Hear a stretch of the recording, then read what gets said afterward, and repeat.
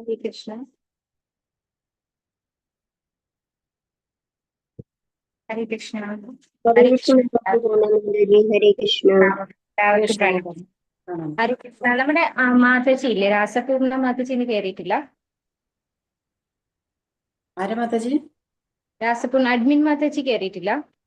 അറിയില്ല.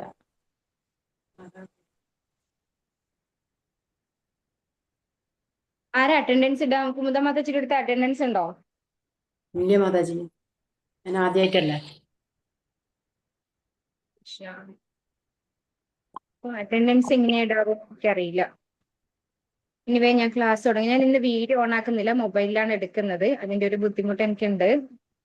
അതുകൊണ്ട് ഞാൻ വീഡിയോ ഓഫ് ആക്കിയിട്ടാണ് ക്ലാസ് എടുക്കാം. ഹരേ കൃഷ്ണ. ഓമജ്ഞാനതിമിരാന്തസ്യ നാനാഞ്ജനശലാകയാ ചക്ഷുരുന്മീലിതം യേന തസ്മൈ ശ്രീ ഗുരവേ നമഃ. ശ്രീചൈതന്യമനോഭീഷ്ടം സ്ഥാപിതം യേന ഭൂതലേ സ്വയം രൂപകഥാ മഹ്യം ദദാതി സ്വപദാന്തികം. വന്ദേഹം ശ്രീഗുരോ ശ്രീയുതപദകമലം ശ്രീഗുരുൻ വൈഷ്ണവാംശ ശ്രീരൂപം സാഗ്രജാതം സാകണരഘുനാഥാന്വിതം തം സജീവം സാദ്വൈതം സാവധൂതം പരിജനസഹിതം കൃഷ്ണചൈതന്യദേവം ശ്രീരാധാകൃഷ്ണപാദാൻ സഹഗണ ലളിതാ ശ്രീവിശാഖാന്വിതാംശ. നമ ഓം വിഷ്ണുപാദായ കൃഷ്ണപ്രേഷ്ഠായ ഭൂതലേ ശ്രീമദേ ഭക്തിവേദാന്ത സ്വാമിൻ ഇതി നാമിനെ. നമസ്തേ സാരസ്വതേ ദേവേ ഗൗരവാണി പ്രചാരിണേ വിശേഷ ശൂന്യവാദി പാശ്ചാത്യദേശകാരിണേ. जय श्री कृष्ण चैतन्य प्रभु नित्यानंद श्री अद्वैत गदाधर श्रीवासादि गौर भक्तवृंदा. हरे कृष्णा कृष्ण कृष्णा हरे हरे, हरे राम राम राम हरे हरे. ओम नमो भगवते वासुदेवाय. ओम नमो भगवते वासुदेवाय. ओम नमो भगवते वासुदेवाय. निगमकल्पतरोर्गलितं फलं शुकमुखादमृतद्रव संयुतं पिबत भागवतं रसमालयं मुहुरहो रसिका भुवि भावुकाः. नारायणं नमस्कृत्य नरं चैव नरोत्तमं देवीं सरस्वतीं व्यासं ततो जयमुदीरयेत्. नष्टप्रायेषु भद्रेषु नित्यं भागवत सेवया भगवति उत्तम श्लोके भक्तिर्भवति नैष्टिकीं. कृष्णाय वासुदेवाय देवकी नंदनाय च नन्दगोपकुमाराय गोविन्दाय नमो नमः. हरे कृष्णा मदेक बंधो मत्संगिन मद्गुरो मन्महादना मन्निष्ठारग मद्भाग्यामदानन्दानमस्तुते. रंद्रा श्रीमद् भागवतम की जय, श्रील प्रभुपाद की जय. ശ്രീ രാധാ ഗോവിന്ദ് മന്ദിർ ഇസ്കോൺ ബാംഗ്ലൂരിന്റെ ഭക്തി വൈഭവ് ക്ലാസ്സിലേക്ക് എല്ലാ ഭക്തന്മാർക്കും സ്വാഗതം. ഹരേ കൃഷ്ണ. നമ്മള് ഇപ്പൊ ഓൾറെഡി 2 അധ്യായം കഴിഞ്ഞു. ഇന്നിപ്പോ പുതിയതായിട്ട് കുമുദ മാതാജി മാത്രമേ ഉള്ളോ ജോയിൻ ചെയ്തവരില്? ഞാൻ സുമിത്ര ശാന്തിപ്രസാദിന്റെ അതുപോലെ 4-5 ആളുകളുണ്ടായിരുന്നു. ഹരേ കൃഷ്ണ. ഓക്കെ, ഞങ്ങള് 2 അധ്യായം ഓൾറെഡി കവർ ചെയ്തു. അതില് ഒന്നിക്കല് നിങ്ങക്ക് അടുത്ത ബാച്ചിന്റെ ഇതില് ഫസ്റ്റും സെക്കൻഡും അധ്യായങ്ങൾ പഠിക്കാം. അതല്ലെങ്കിൽ ഇതിനകത്ത് പ്ലേ ലിസ്റ്റ് ഇട്ട് തരും. ഞാൻ മണിഭൂഷിത മാതാജിയോട് പറയാം പ്ലേ ലിസ്റ്റ് തരാനായിട്ട്. എനിക്ക് തോന്നുന്നു ഓൾമോസ്റ്റ് ഒരു ഗ്രൂപ്പിൽ ഇട്ടിട്ടുണ്ട്. ശരി. അപ്പൊ ആ ഒരു പ്ലേ ലിസ്റ്റിൽ നോക്കിയിട്ട് ക്ലാസ് അറ്റൻഡ് ചെയ്യാവുന്നതാണ്. എന്തെങ്കിലും ഡൗട്ട് ഉണ്ടെങ്കിൽ ഭക്തി വൃക്ഷയുടെ ക്ലാസ് ഉണ്ട് അല്ലെ, സ്റ്റഡി ക്ലാസ് ഉണ്ട് ഇല്ലേ മാതാജി? പത്മ മാതാജി സ്റ്റഡി ക്ലാസ് ഇല്ല മാതാജി. വെക്കണത് മാതാജി. ഹരേ കൃഷ്ണ പ്രഭു മാതാജി. ഇന്നും കേറിയിട്ടുണ്ടോ? കേറിയിട്ടുണ്ട് മാതാജി. പക്ഷെ എനിക്ക് ഇവിടെ സിഗ്നൽ ഭയങ്കര മോശമാണ്, ഇടയ്ക്ക് കട്ടാവും. മാതാജിക്ക് അറ്റൻഡൻസ് ഇടാൻ പറ്റില്ലേ? ഞാൻ ഇടാം മാതാജി ഇന്ന്. ഹരേ കൃഷ്ണ. അപ്പോ ക്ലാസ് വെക്കാനായിട്ട് പറഞ്ഞിട്ടുണ്ട് മണിഭൂഷിത മാതാജി. സ്റ്റഡി ക്ലാസ് ഉണ്ടെങ്കിൽ അവിടെ ഡിസ്കസ് ചെയ്യാൻ എന്തെങ്കിലും ഡൗട്ട് ഉണ്ടെങ്കിൽ അവിടെ ക്ലിയർ ആവാത്തത് എന്നോട് ചോദിച്ചാൽ മതി. ഞാൻ അറിയുന്ന പോലെ ഞാനും പറഞ്ഞു തരാം. പിന്നെ നമ്മൾ 2 അധ്യായത്തിൽ, 1-ാമത്തെ അധ്യായത്തില് ഋഷിമാരുടെ അന്വേഷണങ്ങളായിരുന്നു. അവിടെ സൂതഗോസ്വാമിയുടെ അടുത്ത്, അതായത് നൈമിഷാരണ്യത്തില് സൂതഗോസ്വാമിയുടെ അടുത്ത് ശൗനകാദി മഹർഷിമാര് 6 ചോദ്യങ്ങൾ ചോദിക്കുന്നതാണ് നമ്മൾ കണ്ടത്. അതില് ആദ്യത്തെ ചോദ്യം എന്തായിരുന്നു? എല്ലാ സാമാന്യ ജനങ്ങളുടെ പൂർണ്ണവും പരമവുമായ നന്മ എന്ത് എന്നുള്ളതായിരുന്നു ആദ്യത്തെ ചോദ്യം. ഈ ചോദ്യത്തിന് ഉത്തരം ശുകദേവ ബ്രഹ്മർഷി 2-ാമത്തെ അധ്യായത്തില് 6-ാമത്തെ ശ്ലോകത്തില് പറഞ്ഞു കഴിഞ്ഞു. സവൈ പുംസാം പരോ ധർമ്മോ യതോ ഭക്തിരതോക്ഷജേ ഹൈതുകി അപ്രതിഹതായ പ്രസീദതി. അപ്പോ നമ്മൾ ഓരോരുത്തരുടെയും പരമമായ ധർമ്മം എന്ന് പറയുന്നത് അധോക്ഷജനായിട്ടുള്ള ഭഗവാന് ഭക്തിയുത സേവനം ചെയ്യലാണ്. എങ്ങനെയുള്ള ഭക്തിയുത സേവനം? അഹൈതുകി അപ്രതിഹത, ഒരു കാരണവും ഇല്ലാതെ. അതായത് നമുക്ക് എന്തെങ്കിലും നേടാനോ ആയുരാരോഗ്യത്തിന് വേണ്ടിയോ ഭൗതികമായ ഐശ്വര്യത്തിന് വേണ്ടിയോ അല്ല നമ്മൾ ഭഗവാനെ ആരാധിക്കേണ്ടത്. ഒരു കാരണവും ഇല്ലാതെ ഭഗവാന്റെ സന്തോഷത്തിനായിക്കൊണ്ട് നമ്മൾ ഭഗവാനെ ആരാധിക്കുക. അതാണ് അഹൈതുകി. അപ്രതിഹത പറഞ്ഞു കഴിഞ്ഞാല് നിർവിഘ്നം, ഒരു തടസ്സവും കൂടാതെ. ഇപ്പോ എനിക്ക് എന്തെങ്കിലും ഒരു കാര്യം ചെയ്യാനുണ്ട്, അതുകൊണ്ട് എനിക്കിന്ന് സമയമില്ല, അങ്ങനെയല്ല. ഒരു തടസ്സങ്ങളും ഇല്ലാതെ ഭഗവാന്റെ സേവനത്തിൽ നമ്മൾ നിരതനാകണം. അതാണ് ആദ്യത്തെ ചോദ്യത്തിന്റെ ഉത്തരം. 2-ാമത്തെ ചോദ്യം, എല്ലാവരുടെയും സംതൃപ്തിക്കായി സർവ്വ വേദശാസ്ത്രങ്ങളുടെയും വിശിഷ്ട അന്തസത്ത എന്തെന്ന് ദയവായി വിശദീകരിച്ചു തരിക. അപ്പോ എന്താണ് വിശിഷ്ട അന്തസത്ത? ശ്രീമദ് ഭാഗവതം തന്നെയാണ് അല്ലെ. വേദങ്ങളുടെ മുഴുവൻ അന്തസത്തയായിട്ട് പറഞ്ഞിരിക്കുന്നത് ഭാഗവതമാണ്. ഈ ഒരു ചോദ്യത്തിന്റെ ഉത്തരം 2-ാമത്തെ അധ്യായത്തില് 7-ാമത്തെ ശ്ലോകത്തിലാണ് പറഞ്ഞിരിക്കുന്നത്. ഇനി അടുത്ത ചോദ്യം എന്താണ്? പരമദിവ്യോത്തമ പുരുഷൻ ദേവകി ഗർഭത്തിൽ അവതരിച്ചതിന്റെ മുഖ്യ ഉദ്ദേശം എന്താണ്? അപ്പൊ ഈ ഒരു ചോദ്യത്തിന്റെ ഉത്തരം 2-ാമത്തെ അധ്യായത്തിൽ 34-ാമത്തെ ശ്ലോകത്തില്, അതുപോലെ 3-ാമത്തെ അധ്യായത്തിൽ 23, 28 ശ്ലോകങ്ങളില് ഒക്കെ പറഞ്ഞിരിക്കുന്നു. എന്തുകൊണ്ടാണ് ഭഗവാൻ ദേവകി ഗർഭത്തില് അവതരിച്ചതിന്റെ ഉദ്ദേശം എന്താണ് എന്ന്. എന്തുദ്ദേശത്തോടു കൂടിയാണ് ഭഗവാൻ അവതരിച്ചത് ദേവകി മാതാവിന്റെ ഉദരത്തില്? ക്ലാസ് കേട്ട ആരെങ്കിലും ഉത്തരം പറയൂ. ഹരേ കൃഷ്ണ മാതാജി. പരിത്രാണായ സാധുന, അതല്ലേ മാതാജി? അതെ അതെ. പരിത്രാണായ സാധുന വിനാശായ ദുഷ്കൃതം ധർമ്മ സംസ്ഥാപനാർത്ഥായ സംഭവാമി ദേവി. അതായത് ഭഗവാൻ ലീലകൾ ആടിയിട്ട് ശുദ്ധ സത്വഗുണത്തിലുള്ളവരെ വീണ്ടെടുക്കുന്നു. അതാണ് ഭഗവാന്റെ. അതായത് ഭഗവാൻ ഓരോ അവതാരത്തിന് ഓരോരോ ഉദ്ദേശ ലക്ഷ്യങ്ങളുണ്ട് അല്ലെ. ഒരേ ഉദ്ദേശ ലക്ഷ്യമല്ല, എല്ലാ അവതാരത്തിലും ഭഗവാൻ ഓരോരോ ഉദ്ദേശങ്ങള് നടത്താനുണ്ട്. അപ്പൊ ഓരോ അവതാരത്തിലും ഭഗവാൻ എന്ത് ചെയ്യുന്നു? ലീലകൾ ആടുന്നുണ്ട് അല്ലെ. ഓരോരോ ലീലകൾ ഭഗവാൻ ആടുന്നുണ്ട്. അപ്പൊ അങ്ങനെ ലീലകൾ ആടി നമ്മള് ഭഗവത്ഗീതയിൽ പഠിച്ചു. ഭഗവാന്റെ അവതാരങ്ങളും അതുപോലെ കർമ്മങ്ങളും ഒക്കെ പഠിച്ചാൽ എന്താ ഗുണം? 4-ാമത്തെ അധ്യായം 9-ാമത്തെ ശ്ലോകം എല്ലാവർക്കും അറിയായിരിക്കുമല്ലോ. ജന്മ കർമ്മജമേ ദിവ്യം. ഹരേ കൃഷ്ണ, ചൊല്ലിക്കോളൂ. ജന്മ കർമ്മജമേ ദിവ്യം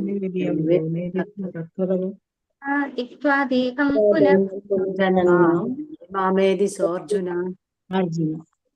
ഭഗവാൻ ഒരുപാട് അവതാരങ്ങൾ എടുത്തിട്ട് ലീലകൾ ആടുന്നത് എന്തിനു വേണ്ടിയാണ്? സത്വഗുണത്തിലുള്ള ആളുകളെ അത് ആകർഷിക്കും. അവരെന്ത് ചെയ്യും? ഭഗവാന്റെ ലീലകളും കഥകളും ഇങ്ങനെ പാടും അല്ലെ. അങ്ങനെ പാടുമ്പോ അവർക്ക് എന്താ സംഭവിക്കുന്നത്? അവര് ജനിമൃതികളിൽ നിന്ന് മുക്തരാവുകയാണ് ചെയ്യുന്നത്. അതാണ് അപ്പൊ ഭഗവാൻ എന്തുകൊണ്ടാണ് ദേവകി മാതാവിന്റെ ഉദരത്തിൽ അവതരിച്ചത് എന്ന കാര്യം നമ്മൾ ഈ ഒരു ശ്ലോകത്തിൽ, പിന്നെ ബാക്കിയുള്ളത് 3-ാമത്തെ അധ്യായത്തിൽ നമുക്ക് നോക്കാം. ഭഗവാൻ തന്റെ അവതാരങ്ങളിൽ നിർവഹിച്ച വീരസാഹസി കൃത്യങ്ങളെ കുറിച്ച് ഞങ്ങളോട് പറയുക. അപ്പൊ അതും എന്താ പറഞ്ഞത്? ഭഗവാന്റെ വീരസാഹസിക കൃത്യങ്ങളെ കുറിച്ച് പറയാനാണ് പറയുന്നത്. ഇത് മുഴുവനും തന്നെ എന്താണ്? ഭാഗവതത്തിൽ പറയുന്ന കാര്യമാണ് അല്ലെ.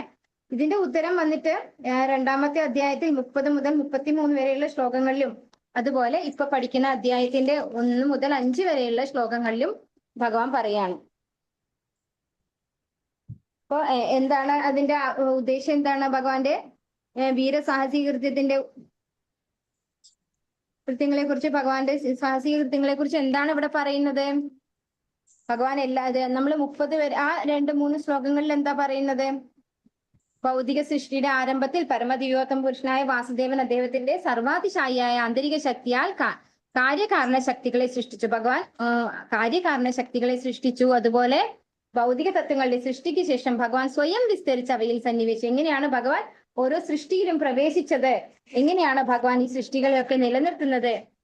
അതുപോലെ ഭഗവാൻ എങ്ങനെയാണ് ഇതിലൊക്കെ ഇരിക്കുന്നത്? അഗ്നി സർവത്ര വ്യാപിക്കുന്നത് പോലെ ഭഗവാൻ പരമാത്മാവായി സർവ്വ വസ്തുക്കളിലും വ്യാപിച്ചിരിക്കുന്നു. എങ്ങനെയാണോ ഒരു വിറക് കഷ്ണത്തില് അഗ്നി ഇരിക്കുന്നത്, അതുപോലെയാണ് ഭഗവാൻ എല്ലാറ്റിലും ഉൾപ്പുകിയിരിക്കുന്നത് എന്ന് ആ ശ്ലോകങ്ങളിലൂടെ നമ്മൾ പഠിച്ചു. ബാക്കി 1 മുതൽ 5 വരെയുള്ള 3-ാമത്തെ അധ്യായത്തിലെ ശ്ലോകങ്ങൾ ഇന്ന് നമ്മൾ പഠിക്കും. ഇനി അടുത്ത 5-ാമത്തെ ചോദ്യം, ഭഗവാന്റെ ബഹുവിധങ്ങളായ അവതാരങ്ങളിലെ ലീലകളെ കുറിച്ച് ഞങ്ങളോട് പറഞ്ഞു തരിക. അതും ഈ അധ്യായത്തില് നമ്മൾ പഠിക്കുന്നുണ്ട്. ഭഗവാന്റെ ഓരോ അവതാരങ്ങളെ കുറിച്ച്, ലീലാവതാരങ്ങൾ, ഗുണാവതാരങ്ങൾ, പുരുഷാവതാരങ്ങൾ, ഇങ്ങനെ കുറെ അവതാരങ്ങൾ ഉണ്ടല്ലേ ഭഗവാന്റെ, അത് നമ്മളിവിടെ പഠിക്കുന്നുണ്ട്. ശ്രീകൃഷ്ണൻ സ്വധാമത്തിലേക്ക് പ്രയാണം ചെയ്ത ശേഷം ധാർമ്മിക തത്വങ്ങൾ അഭയം പ്രാപിച്ചിരിക്കുന്നത് ആരെയാണ്? ഈ ചോദ്യത്തിന്റെ ഉത്തരവും നമ്മളിവിടെ മനസ്സിലാക്കുന്നതായിരിക്കും. ഇപ്പോ 4-ാമത്തെ ക്വസ്റ്റ്യന്റെ ആൻസർ, അതാണ് നമ്മൾ മെയിൻ ആയിട്ട് ഇവിടെ ഫോക്കസ് ചെയ്യുന്നത് ഈ ഫസ്റ്റ് 1 മുതൽ 5 വരെയുള്ള ശ്ലോകങ്ങളില്. എല്ലാവർക്കും കാണാലോ അല്ലെ ഇത് സ്ലൈഡ്? ഇവിടെ 4-ാമത്തെ ചോദ്യമാണ് നമ്മൾ മെയിൻ ആയിട്ട് ഫോക്കസ് ചെയ്യുന്നത്. ഈ അധ്യായത്തിന്റെ അവലോകനം. 1 മുതൽ 5 വരെയുള്ള ശ്ലോകങ്ങളിൽ ഭഗവാന്റെ പുരുഷാവതാരങ്ങളെ കുറിച്ച് പറയുന്നു. പിന്നെ 6 മുതൽ 29 വരെ ഭഗവാന്റെ വിവിധ അവതാരങ്ങളിലെ അവതാരവും അവയുടെ ഉറവിടമായ കൃഷ്ണനും ഭഗവാനെ കുറിച്ചും ഭഗവാന്റെ വിഭിന്ന അവതാരങ്ങളെ കുറിച്ചും ഇവിടെ പഠിക്കുന്നു. 30 മുതൽ 34 വരെയുള്ള ശ്ലോകങ്ങളില് ജീവന്റെയും വിരാട് രൂപത്തിന്റെയും സാങ്കല്പിക ഭൗതിക രൂപങ്ങൾ. അപ്പോ നമ്മൾ വിശ്വരൂപം എല്ലാവരും പഠിച്ചിട്ടുണ്ടാവും അല്ലെ ഭഗവത്ഗീതയില്. അതാണ് ഇവിടെ ഈ 2-3 ശ്ലോകങ്ങളിൽ പറയുന്നത്. ഇനി 35 മുതൽ 39 വരെയുള്ള ശ്ലോകങ്ങളിൽ ഭഗവാനെ വിവരിക്കുകയും മനസ്സിലാക്കുകയും ചെയ്യുന്നു. കൃഷ്ണന്റെ 40 മുതൽ 44 വരെ കൃഷ്ണന്റെ സാഹിത്യ അവതാരമായ ശ്രീമദ് ഭാഗവതത്തിന്റെ മഹത്വങ്ങൾ. ഇതാണ് അവസാനത്തെ ചോദ്യം. അതായത് ഭഗവാൻ സ്വധാമത്തിലേക്ക് പ്രയാണം ചെയ്ത ശേഷം ധാർമ്മിക തത്വങ്ങൾ അഭയം പ്രാപിച്ചിരിക്കുന്നത് ആരെയാണ് എന്ന ചോദ്യത്തിന്റെ ഉത്തരം വരുന്നത് ആ പോർഷനിലാണ് അല്ലെ. ഭഗവാന്റെ സാഹിത്യ അവതാരമായ ശ്രീമദ് ഭാഗവതത്തിന്റെ മഹത്വങ്ങൾ എന്ന് പറയുന്നിടത്താണ് ഇത് വരുന്നത്. 1 മുതൽ 5 വരെ 3 പുരുഷാവതാരങ്ങളെ കുറിച്ച് വിശദമായി വിവരിക്കുന്നു. 6 മുതൽ 11 വരെ 5 അവതാരങ്ങൾ. 1-ാമത്തെ ശ്ലോകം.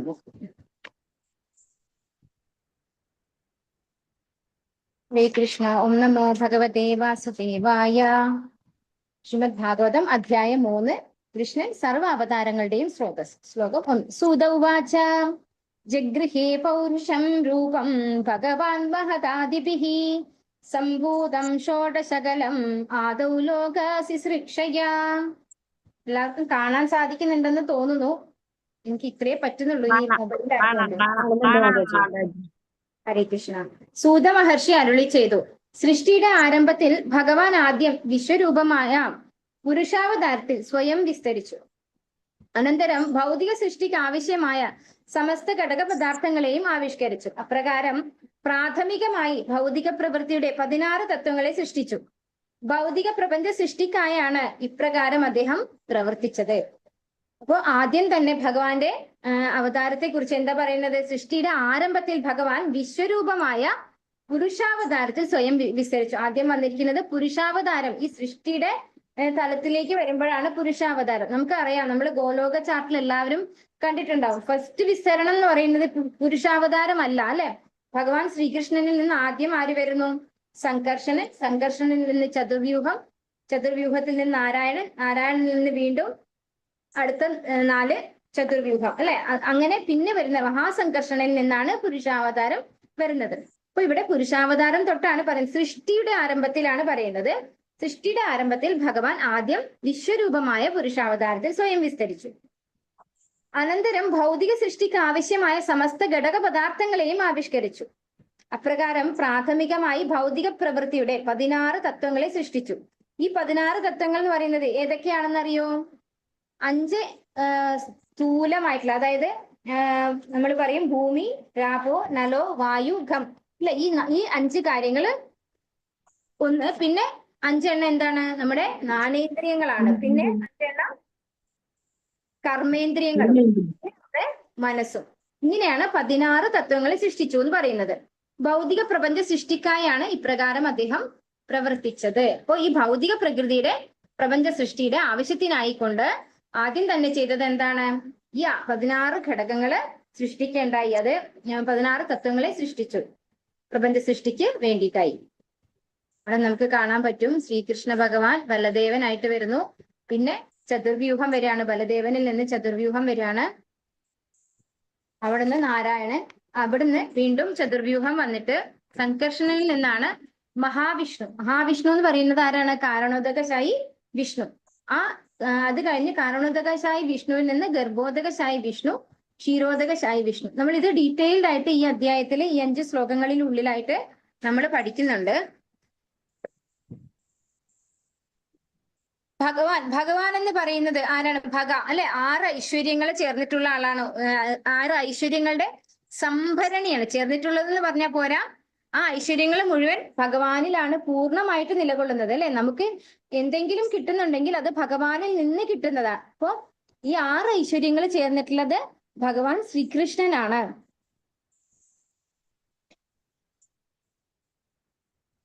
കാരണോദകശായി വിഷ്ണുവിന്റെ രോമകൂപങ്ങളിൽ നിന്നും അസംഖ്യം പ്രപഞ്ചങ്ങൾ ഉദ്ഭവിക്കുന്നു. മാത്രമല്ല ഓരോ പ്രപഞ്ചങ്ങളിലും ഭഗവാൻ ഗർഭോദകശായി വിഷ്ണുവായി പ്രവേശിക്കുന്നു. അപ്പൊ ഈ ഒരു കാര്യം നമുക്ക് പഠിക്കാം. ആദ്യം കാരണോദകശായി വിഷ്ണുവിന്റെ ഓരോ രോമകൂപത്തിൽ നിന്നുമാണ് ഇങ്ങനെ നമ്മള് ഗോട്ടികൾ വരുന്നില്ലേ, അതുപോലെയാണ് ഒരുപാട് അനന്തകോടി ബ്രഹ്മാണ്ടങ്ങളാണ് പുറത്തേക്ക് വരുന്നത്. നമ്മൾ മനസ്സിലാക്കേണ്ടത് കാരണോദകശായി വിഷ്ണുവിന്റെ രോമകൂപങ്ങളിൽ നിന്ന് വരുന്ന ഈ ബ്രഹ്മാണ്ടങ്ങള് മഹാവിഷ്ണുവിന്റെ, അതായത് കാരണോദകശായി വിഷ്ണുവിന്റെ ഒരു നിശ്വാസത്തില് അകത്തേക്ക്, അതായത് ഒരു എക്സ്റ്റൈൽ ഉണ്ടല്ലോ, നമ്മൾ തിരിച്ച് ഉള്ളിലേക്ക് വലിക്കുന്നുണ്ടല്ലോ, ഇൻഹെയിലും എക്സ്റ്റൈലും. അല്ലെ, ഇൻഹെയിലിൽ എന്ത് വരും? എല്ലാം ഭഗവാന്റെ ഉള്ളിലേക്ക് പോകും, എക്സ്റ്റൈലെല്ലാം തിരിച്ചു വരും. അപ്പൊ അത്രയും സമയമാണ് ഈ പ്രപഞ്ചം എന്താ പറയാ അവിടെ ഇങ്ങനെ നിലനിൽക്കുന്നത്. ഭഗവാന്റെ ഉള്ളിലേക്ക് പോകുമ്പോൾ എന്ത് സംഭവിക്കുകയാണ്? പ്രളയമാണ് സംഭവിക്കുന്നത്. അല്ലെ, എല്ലാം ഭഗവാനിലേക്ക് ഉള്ളിലേക്ക് വലിക്കുകയാണ് ചെയ്യുന്നത്. അപ്പൊ പ്രളയം സംഭവിക്കണം. അപ്പൊ എത്ര സമയമാണ് ഭഗവാന്റെ ആ ഒരു നിശ്വാസത്തിൻ്റെതെന്ന് നമ്മൾ മനസ്സിലാക്കണം. ബ്രഹ്മാവിന്റെ ഒരു കൽപ്പം എന്ന് പറയുന്നത് നമ്മൾ കണക്ക് കൂട്ടി വെച്ചിട്ടുണ്ട്. ഒരു ആയുസ് എന്ന് പറയുന്നത് നമ്മൾ ഭഗവത്ഗീതയിൽ പഠിച്ചു കഴിഞ്ഞതാണ്. അപ്പോ ഈ ഒരു പ്രപഞ്ചം ഇല്ലാതെയാവുന്നത് ഭഗവാന്റെ ഒരു ശ്വാസത്തിലുമാണ്. അപ്പൊ ആ ശ്വാസത്തിന് എത്ര സമയം എടുക്കുന്നു എന്ന് നമുക്ക് മനസ്സിലാക്കാം. അല്ലെ, ബ്രഹ്മാവിന്റെ ആയുസ് കഴിയുമ്പോഴാണ് എല്ലാ ബ്രഹ്മാണ്ടങ്ങളും ഭഗവാനിലേക്ക് തിരിച്ചു പോകുന്നത്. അപ്പൊ അത്രയും സമയമാണ് ഭഗവാന്റെ ശ്വാസത്തിന് എടുക്കുന്നത്. അപ്പോൾ കാരണോദകശായി വിഷ്ണുവിന്റെ രോമകൂപത്തിൽ നിന്നാണ് അസംഖ്യം പ്രപഞ്ചങ്ങൾ ഉണ്ടാകുന്നത്. മാത്രമല്ല ഓരോ പ്രപഞ്ചങ്ങളിലും ഭഗവാൻ ഗർഭോദകശായി വിഷ്ണുവായി പ്രവേശിക്കുന്നു. അപ്പോ ഒരൊറ്റ കാരണോദകശായി വിഷ്ണുവേ ഉള്ളൂ. പക്ഷെ ഗർഭോദകശായി വിഷ്ണു എത്രയുണ്ട്? ഈ അനന്തകോടി ബ്രഹ്മാണ്ടങ്ങളിലൊക്കെ ഓരോ ഗർഭോദകശായി വിഷ്ണു ഉണ്ട്. അല്ലെ, അതാണ് നമ്മൾ മനസ്സിലാക്കേണ്ടത്. ഓരോ ബ്രഹ്മാണ്ടത്തിനകത്തും ഒരു ഗർഭോദകശായി വിഷ്ണു ഉണ്ട്. ഈ ഗർഭോദകശായി വിഷ്ണുവിന്റെ നാഭീപത്മത്തിൽ നിന്ന്, അതായത് ഭഗവാന്റെ നാഭിയിൽ നിന്ന് ഒരു താമരത്തണ്ട് വന്ന് ആ താമരത്തണ്ടിന്റെ അറ്റത്തൊരു താമര ഉണ്ടാവും. ആ താമരയ്ക്കകത്താണ് ഈ സെക്കൻഡറി ക്രിയേഷൻ ചെയ്യുന്ന നമ്മുടെ ബ്രഹ്മാവ് ഭൂജാതനാവുന്നത്. അല്ലെ, അദ്ദേഹം അവിടെയാണ് ജനിക്കുന്നത്. അതായത് ഭഗവാന്റെ നാഭീപത്മത്തിൽ നിന്ന് വന്നിട്ടുള്ള താമരത്തണ്ടിന്റെ മുകളിൽ ഉണ്ടാവുന്ന താമരയിലാണ് ബ്രഹ്മാവ് ഉണ്ടാവുന്നത്. ഈ ബ്രഹ്മാവാണ് പിന്നെ ബാക്കിയുള്ള സെക്കൻഡറി ക്രിയേഷൻ തരുന്നത്. നമ്മള് ഭഗവത്ഗീതയിൽ എല്ലാവരും ഡീറ്റെയിൽഡ് ആയിട്ട് ഇത് പഠിച്ചിട്ടുണ്ടാവും എന്ന് വിചാരിക്കുന്നു. മഹത്തത്വ എന്ന് പറയുന്നത്, മഹത്തത്വയിലാണ് ഭഗവാൻ എല്ലാ ബീജവും ഇൻസേർട്ട് ചെയ്യുന്നത്. അപ്പൊ ഭഗവാന്റെ ഇൻസ്ട്രക്ഷൻ പ്രകാരം ഭഗവാൻ സൃഷ്ടിച്ചതിനെ പുനഃസൃഷ്ടിക്കുകയാണ് ആര് ചെയ്യുന്നത്? സെക്കൻഡറി ക്രിയേഷനിലൂടെ ബ്രഹ്മാവ് ചെയ്യുന്നത്. അപ്പൊ ഈ ബ്രഹ്മാവ് സൃഷ്ടിക്കുന്ന എല്ലാ ജീവാത്മാക്കളിലും അല്ലെങ്കിൽ ജീവജാലങ്ങളുടെയും ഉള്ളില് ആരായിട്ട് ഭഗവാൻ പ്രവേശിക്കുന്നു? ഗർഭോദകശായിൽ നിന്ന് വരുന്ന ക്ഷീരോദകശായി വിഷ്ണു. അതായത് ക്ഷീരോദകശായി വിഷ്ണു എല്ലാ ജീവന്റെ ഉള്ളിലും പരമാത്മാവായിട്ട് കയറുന്നു. അപ്പോൾ നമ്മൾ മനസ്സിലാക്കുക, ഒരു കാരണോദകശായി വിഷ്ണു, പിന്നെ അനന്തകോടി ബ്രഹ്മാണ്ടങ്ങളിൽ ഓരോന്നിലും ഓരോ ഗർഭോദകശായി വിഷ്ണു. ഈ ഗർഭോദകശായി വിഷ്ണു ബ്രഹ്മാവിനെ സൃഷ്ടിച്ച് ബ്രഹ്മാവിന്റെ സൃഷ്ടിയിലുള്ള ഓരോന്നിലും ക്ഷീരോദകശായി വിഷ്ണു വരുന്നുണ്ട്. അപ്പോ ആ ഒരു വിസ്തരണം നമുക്ക് ഇമാജിൻ ചെയ്യാൻ പറ്റുന്നുണ്ടോ എന്ന് എനിക്ക് അറിയില്ല. ഒരു നിശ്ചിത കാലയളവിലേക്ക് ഭൗതിക ലോകം സൃഷ്ടിക്കപ്പെടുന്നു എന്ന് ഭഗവത്ഗീതയിൽ പ്രതിപാദിക്കുന്നു. ബദ്ധാത്മാക്കൾ അഥവാ നിത്യബദ്ധ ജീവാത്മാക്കൾ നിമിത്തം ഈ ഭൗതിക സൃഷ്ടി സംഹാരം പരമേച്ഛാനുസൃതം നിർവഹിക്കപ്പെടുന്നു. ശാശ്വത ബദ്ധാത്മാക്കൾക്ക് അഹങ്കാരമുള്ളതാകയാൽ ആ അഹങ്കാരം ജീവാത്മാക്കളെ ഇന്ദ്രിയാസ്വാദനത്തിന് പ്രേരിപ്പിക്കുന്നു. അപ്രകാരം ജീവാത്മാക്കൾ വ്യവസ്ഥാപിതമായി നിലനിൽക്കാൻ കഴിവില്ലാത്തവരായി തീരുന്നു. ഭഗവാൻ ഏക ആസ്വാദകനും മറ്റുള്ളവർ ആസ്വദിക്കപ്പെടുന്നവരുമാണ്. ജീവാത്മാക്കൾ പ്രബല ആസ്വാദകരാകുന്നു. എന്നാൽ നിത്യബദ്ധാത്മാക്കൾക്കും അവരുടെ വ്യവസ്ഥാപിത വ്യവസ്ഥയെ വിസ്മരിച്ചതിനാൽ സ്വതന്ത്രത ആസ്വാദനത്തിനുള്ള തീവ്ര അഭിലാഷം ഉണ്ടാകുന്നു. അപ്പോ ഇവിടെ നമ്മള് പെർക്കോട്ടാണ് ഞാനിപ്പോ വായിച്ചത്. ഇവിടെ സൃഷ്ടിസ്ഥിതി സംഹാരം ഒക്കെ നിർവഹിക്കപ്പെടുന്നത് ഭഗവാന്റെ ഇച്ഛപ്രകാരമാണ്. ജീവാത്മാക്കള് അഹങ്കാര നിമിത്തം അല്ലെ ഇന്ദ്രിയ ആസ്വാദനത്തിന് ആഗ്രഹം ഉള്ളത് കൊണ്ട് അവര് വിചാരിക്കുകയാണ് അവരാണ് പരമാസ്വാദകർ എന്ന്. പക്ഷെ ആരാണ് പരമാസ്വാദകൻ? ഭഗവാനാണ് പരമാസ്വാദകൻ. അത് ഭഗവത്ഗീതയിൽ നമ്മൾ പഠിച്ചിട്ടുണ്ട് അല്ലെ, ഭക്താരം യജ്ഞ തപസാം സർവലോക മഹേശ്വരം.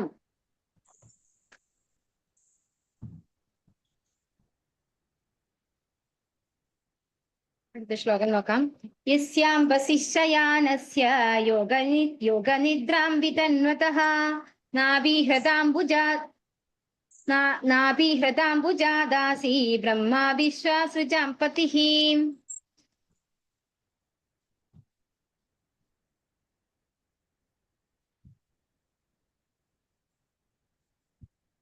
പുരുഷാവതാരത്തിന്റെ ഒരു ഭാഗം പ്രപഞ്ചസാഗരത്തിൽ ശയിക്കുന്നു. പുരുഷാവതാര ശരീരത്തിലെ നാഭീ സരസിൽ നിന്നും ഒരു താമരത്തുണ്ട് പൊന്തി വരികയും ആ തണ്ടിന്റെ അഗ്രത്ത് വിടർന്ന ദിവ്യമായ താമരപ്പൂവിൽ സർവശക്തികളുടെയും അധിപനായ വിശ്വസൃഷ്ടാവായ പത്മസംഭവൻ പ്രത്യക്ഷപ്പെടുകയും ചെയ്യുന്നു.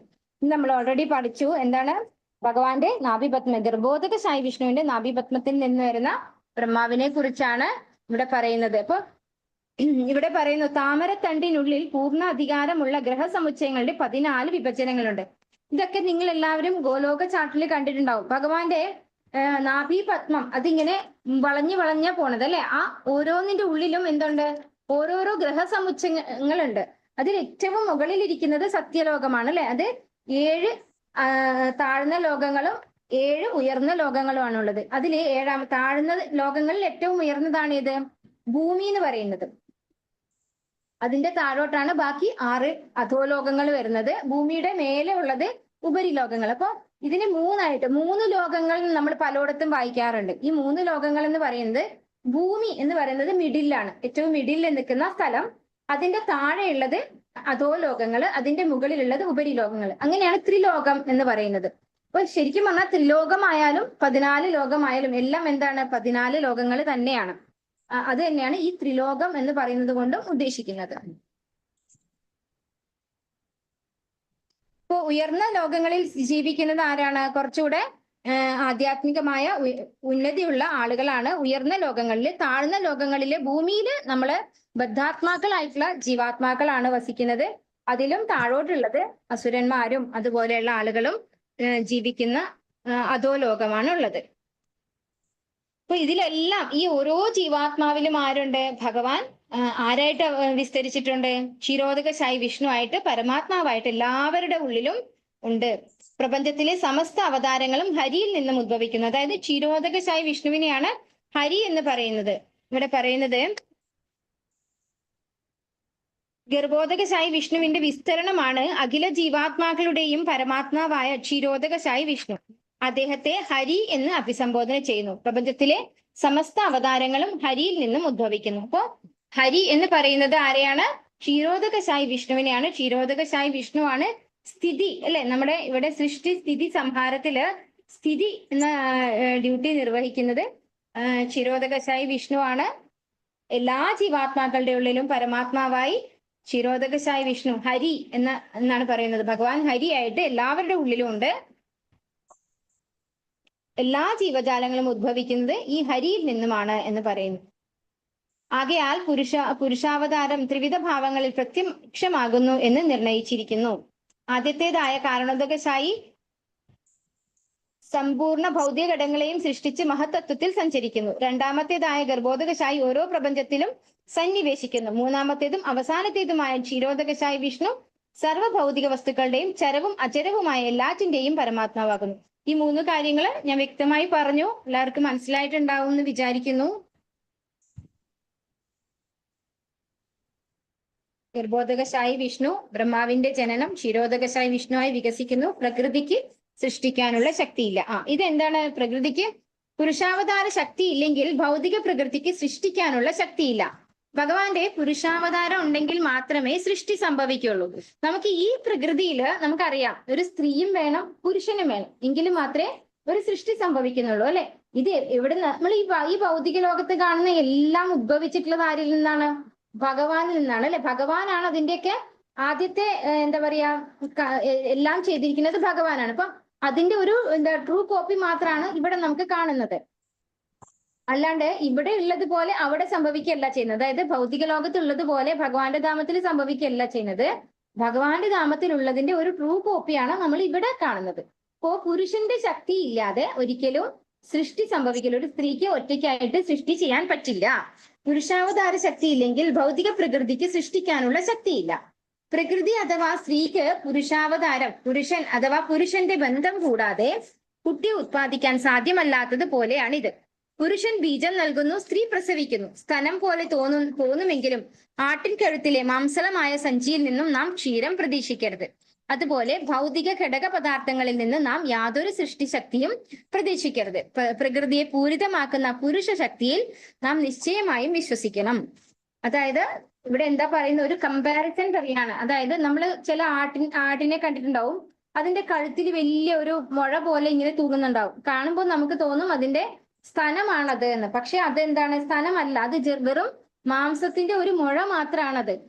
അതുപോലെയാണ് സ്ത്രീക്ക് മാത്രമായിട്ട് ഒരിക്കലും സൃഷ്ടി നടത്താൻ പറ്റില്ല. ഈ ഭൗതിക പ്രകൃതി ആരായിട്ടാണ് പറഞ്ഞിരിക്കുന്നത്?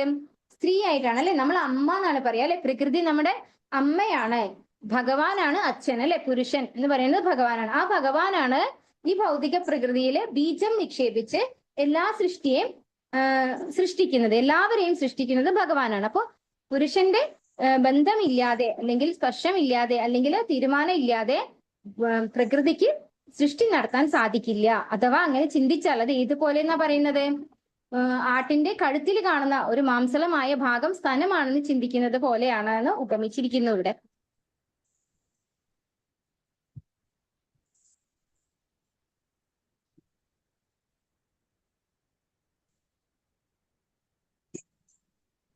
പരമദിവ്യോത്തമ പുരുഷന്റെ ഈ പൂർണ്ണ സവിശേഷതകളെയും ഗ്രഹിക്കുന്ന ഒരാൾ ഭഗവാനെ ഉചിതമായി മനസ്സിലാക്കുന്നു.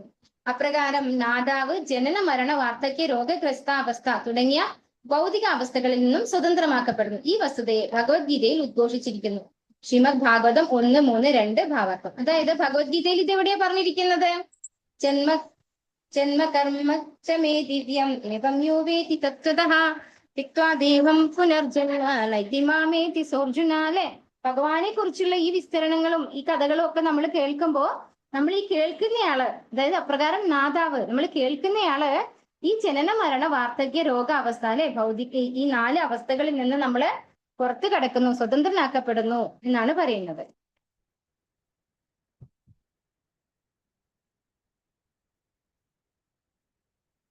യസ്യാവയവ സംസ്ഥാനൈഃ കൽപ്പിതോ ലോകവിസ്തരഃ തദ്വൈ ഭഗവതോ രൂപം വിശുദ്ധം സത്വമൂർജിതം. ഇവിടെ ഓരോരോ കറക്ഷൻസ് ഉണ്ട് കേട്ടോ. ഈ മലയാളം ട്രാൻസ്ലേഷനിൽ ഇവിടെ വിസ്താരഹ എന്ന് നമുക്ക് കാണാം, വിസ്തരഹ മാത്രമേ ഉള്ളൂ. അത് എല്ലാവരും ശ്രദ്ധിച്ച് നോക്കിയിട്ട് വായിക്കണം കേട്ടോ. കാരണം മലയാളത്തില് കറക്ഷൻ നമുക്കത് ചൊല്ലുമ്പോൾ അതിന്റെ ഒരു വ്യത്യാസം കാണാൻ പറ്റും. അപ്പൊ അത് നമ്മൾ അപ്പൊ ഹിന്ദിയിൽ എഴുതിയത് നോക്കിയാൽ മതി. സംസ്കൃതം ആ ഒരു ശ്ലോകം തന്നിട്ടുണ്ടല്ലോ, അവിടെ നോക്കിയാൽ മനസ്സിലാവും. വർത്തമേസി ഭക്തി വേദാന്ത സ്വാമി പ്രഭുപാദ് കി ജയ്. വിശാലവും ബൃഹത്തുമായ പുരുഷ സ്വരൂപത്തിൽ സർവപ്രപഞ്ച ഗ്രഹവ്യൂഹങ്ങളും സ്ഥിതി ചെയ്യുന്നു. എന്നാൽ സൃഷ്ടിതമായ ഭൗതിക ഘടകങ്ങളെ ആശ്രയിക്കാതെ അദ്ദേഹത്തിന് നിലനിൽക്കാം. അപ്പൊ ഭഗവാൻ എന്ന് പറഞ്ഞു കഴിഞ്ഞാൽ എന്താണ്? വിശാലവും ബൃഹത്തുമായ പുരുഷ സ്വരൂപത്തിൽ സർവപ്രപഞ്ച ഗ്രഹവ്യൂഹങ്ങളും സ്ഥിതി ചെയ്യുന്നു. ഭഗവാനിൽ എല്ലാം സ്ഥിതി ചെയ്യുന്നു. എന്നാൽ സൃഷ്ടിതമായ ഭൗതിക ഘടകങ്ങളെ ആശ്രയിക്കാതെ അദ്ദേഹത്തിന് നിലനിൽക്കാം. ഭഗവാന് ഈ സൃഷ്ടിച്ചിരിക്കുന്ന ഈ ഗ്രഹത്തിനെ ഡിപ്പെൻഡ് ചെയ്യേണ്ട കാര്യമില്ല. ഭഗവാനാൽ സൃഷ്ടിക്കപ്പെട്ടതാണ് എല്ലാം. ഈ സൃഷ്ടിയിലും ഭഗവാനുണ്ട്. പക്ഷെ ഭഗവാന് ഇതിനെ ഒന്നും ഡിപ്പെൻഡ് ചെയ്യേണ്ട കാര്യമില്ല. ഭഗവാന്റെ വിശ്വരൂപത്തെ കുറിച്ചുള്ള വിവരണം ശ്രീമദ് ഭാഗവതം, ഭഗവത്ഗീത മുതലായ വിവിധ സ്ഥലങ്ങളിൽ നൽകിയിരിക്കുന്നു. ഉദാഹരണം 2-ാം സ്കന്ധം 1, 5, 6, 10 അധ്യായം. അതായത് രണ്ടാം സ്കന്ധത്തിലെ 1, 5, 6, 10 അധ്യായങ്ങളില് ഈ ശ്രീമദ് ഭാഗവതത്തിന്റെ 2-ാമത്തെ സ്കന്ധത്തിലെ 1-ാമത്തേതും 5-ാമത്തേതും 6-ാമത്തേതും 10-ാമത്തേതും അധ്യായങ്ങള്. പിന്നെ സ്കന്ധം 3-ല് ഭഗവത്ഗീത 11-ാം അധ്യായത്തിൽ ഇവിടെയൊക്കെ എന്ത് എക്സ്പ്ലെയിൻ ചെയ്തിട്ടുണ്ടെന്നാ പറയുന്നത്? ഭഗവാന്റെ വിശ്വരൂപം അല്ലെ, വിശ്വരൂപ ദർശന യോഗം നമ്മൾ 11-ാമത്തെ അധ്യായം ഭഗവത്ഗീതയിൽ കണ്ടിട്ടുള്ളതാണ്. അതേ കാര്യം തന്നെ ശ്രീമദ് ഭാഗവതത്തില് 2-ാമത്തെ സ്കന്ധത്തില് 1, 5, 6, 10 അധ്യായങ്ങളിലും അതുപോലെ സ്കന്ധം 3 എക്സ്പ്ലെയിൻ ചെയ്യുന്നുണ്ടെന്നാണ് ഇവിടെ പറഞ്ഞു തരുന്നത്. വിശ്വരൂപം ഈ ഭൗതിക പ്രപഞ്ചത്തിലെ വ്യത്യസ്ത ഘടകങ്ങളെ ഭഗവാന്റെ അവയവങ്ങളായി സങ്കല്പിക്കുക എന്നാണ് അർത്ഥമാക്കുന്നത്. കാരണം ഒരു ബദ്ധജീവിയെ സംബന്ധിച്ചിടത്തോളം അവൻ കാണുന്നത് എന്തും അവൻ വിശ്വസിക്കുന്നതാണ്. അപ്പോ വിശ്വരൂപ ദർശനത്തെ കുറിച്ചാണ് ഈ ഒരു ശ്ലോകത്തിൽ പറയുന്നത്. വിശ്വരൂപം എന്ന് പറഞ്ഞു കഴിഞ്ഞാല് എന്താണ്? നമുക്ക് പർപ്പോട്ട് നോക്കാം. പരമദിവ്യോത്തമ പുരുഷനായ ഭഗവാനെ സങ്കല്പിക്കാൻ കഴിവില്ലാത്ത അഭിനവ ഭക്തർക്കായി സവിശേഷമായി ഉദ്ദേശിച്ചിട്ടുള്ളതാണ് പരമനിരപേക്ഷ സത്യത്തിന്റെ വിശ്വരൂപം അഥവാ വിരാട് രൂപതത്വം. രൂപം എന്നാൽ ഭൗതിക ലോകത്തിലെ ഏതെങ്കിലും ഒരു രൂപം ആകയാൽ ആരംഭത്തിൽ ഭഗവാന്റെ ശക്തിമത്തായ വിസ്തരണത്തിൽ മനസ്സിനെ ഏകാഗ്രമാക്കാൻ നിരപേക്ഷ സത്യത്തിന് വിരുദ്ധമായ ഒരു തത്വം അഥവാ സിദ്ധാന്തം അത്യന്താപേക്ഷിതമാണ്. അപ്പൊ ഇവിടെ പറയുന്നത് ഒരു പ്രാരംഭ ഭക്തന്, ഒരു തുടക്കക്കാരന്, നമ്മളൊക്കെ എന്താണ് ഭൗതിക ലോകത്ത് ജീവിക്കുന്ന ഭൗതികരായിട്ടുള്ള ആളുകളാണ് അല്ലെ. നമുക്ക് നമ്മുടെ കണ്ണുകൊണ്ട് കാണുന്നത് വിശ്വസിക്കാന്നല്ലാതെ കാണാത്ത ഒന്നിനെ വിശ്വസിക്കാൻ സാധിക്കില്ല. പക്ഷെ ഭഗവാൻ നമ്മുടെ വിഭൂതി യോഗത്തിലും ഒക്കെ ഭഗവാൻ പറഞ്ഞിട്ടുണ്ട്, രസോഹമപ്സു കൗന്ദേയ അല്ലെ. നമ്മളോട് പറഞ്ഞിരിക്കുന്നത് എന്താണ്? ആ ഒരു വെള്ളം കുടിക്കുമ്പോൾ നമുക്ക് അതിനൊരു രസം കിട്ടുന്നുണ്ട്. നല്ല ദാഹിച്ച് വലയുന്ന ഒരാൾക്ക് നല്ല വെള്ളം കൊടുത്തു കഴിഞ്ഞാൽ അയാൾക്ക് അതിനൊരു നല്ല രുചിയുണ്ട് അല്ലെ. ആ രുചി ഞാനാകുന്നു എന്നാണ് ഭഗവാൻ പറയുന്നത്. അത് നമുക്ക് കണ്ണുകൊണ്ട് കാണാൻ പറ്റില്ല അല്ലെ. അത് അനുഭവിച്ചറിയാനേ സാധിക്കുള്ളൂ. അതുപോലെ നമ്മള് സാധാരണക്കാർക്ക് കണ്ണുകൊണ്ട് കാണുന്നതിനെ വിശ്വസിക്കുക, അല്ലെങ്കിൽ അങ്ങനെയുള്ളത് മാത്രമേ നമ്മളെ വിശ്വസിക്കുള്ളൂ.